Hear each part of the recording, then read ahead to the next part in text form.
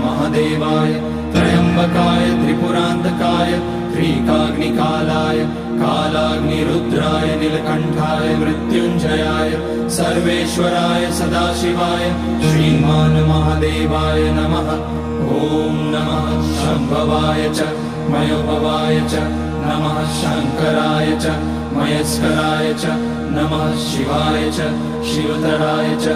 ओम त्र्यंबकं यजामहे सुगंधिं पुष्टिवर्धनम् उर्वारुकमिव बन्धनान् मृत्योर्मुक्षीयमामृतात्।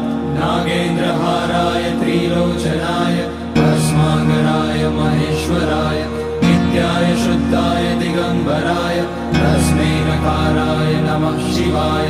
मंदाकिनी सलिल चंदन चर्चिताय नंदीश्वर प्रमथनाथ महेश्वराय मंदार पुष्य बहुपुष्य सुपूजिताय तस्मै